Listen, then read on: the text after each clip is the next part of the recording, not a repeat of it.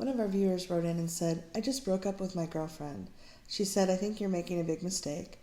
I just don't like her as much as she likes me, and I feel bad about it. We were together for a while, and I kind of fell out of love with her. Now we're trying to be friends, but I don't know if I'll be able to feel comfortable around her, knowing that she either resents me or still likes me more than I like her. It's still very fresh, and I'm trying to feel it out. What do I do? Yep. Who am I? Reid Mahaka from readaboutsex.com. And this is Cathy Bartuli from theintimacydojo.com. Yeah. Okay, so do you want to speak first? Because I have thoughts. You have lots of thoughts. I have thoughts on this. Yeah. I think it's wonderful that you want to be friends, and it can be hard, and I'm sure you'll share thoughts about that. Mm-hmm. Knowing that she has other support can be useful, knowing that she's not just looking to you for help, and sharing what you're really feeling. If you want to be really friends rather than just acquaintances to make things smoother, sharing that you are feeling uncomfortable, that she likes you more, or that you're worried about her resentments, and if you have the space to listen to that, might help ease some of that transition because you're not trying to hide it or pretend. Are you ready? Sure. Okay, that's great advice, but I have so many thoughts. I have all the thoughts. First off, when you're getting into relationships, have a practice breakup conversation. Yeah, exit. If you guys could go back in time at the beginning of your relationship, have a conversation about what it would be like to break up. Because this is actually a whole conversation about breaking up and how that actually happens, or what happens to your body when you've been in love and then you fall out of love.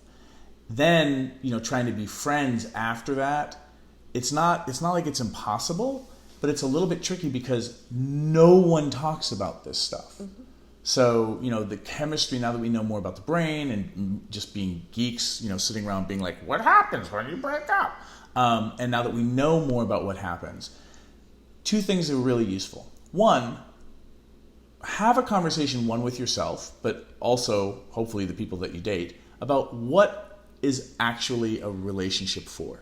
Mm-hmm. Like, what are your intentions for having a relationship with anybody, period? What are you trying to get met or create? Then have a conversation with yourself and with other people, especially your friends, about what friendship is for. Mm-hmm. People don't get clear about why they're in friendship with people, because most of us are kind of stuck or do friendships the way we did in 4th grade. Oh my God, I like you. Let's be friends forever.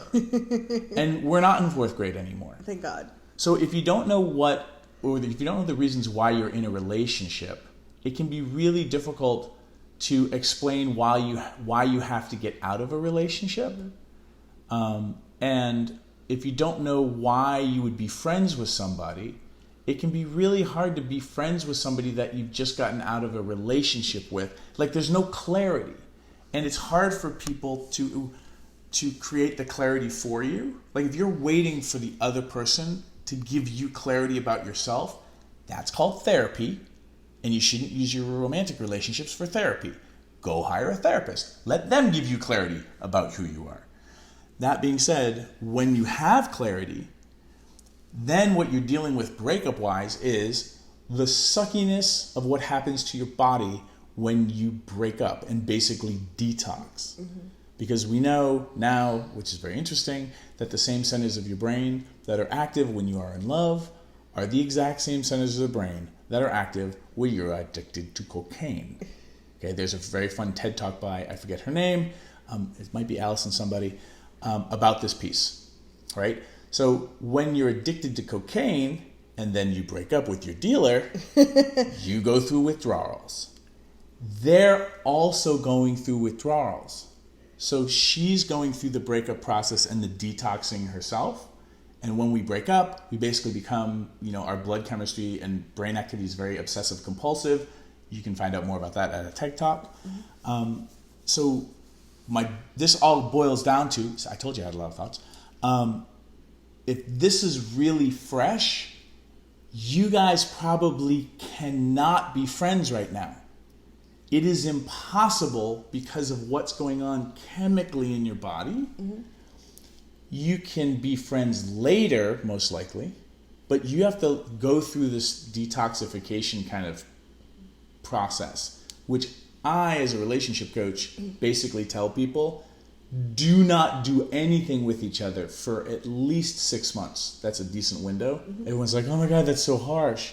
I'm like, what if we share a dog? I'm like... Or a kid. Yeah.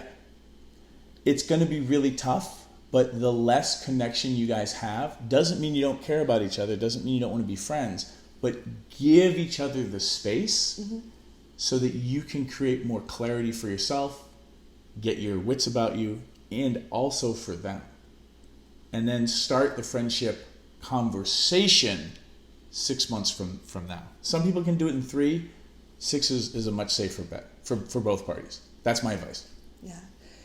One thing that has helped me when someone's liked me more than I've liked them is to remind myself that even though society often implies that it's our fault if someone else likes us and then we have to take care of them around it, we really don't. They get to have their liking or not liking, and we get to say yes or no to what's right for us. That may help relieve some of the stress around someone liking you more if you can realize that you're not obligated to take care of that person. You're obligated to be clear about where you're at, but you don't have to take care of them. And I think that's where some of the discomfort comes.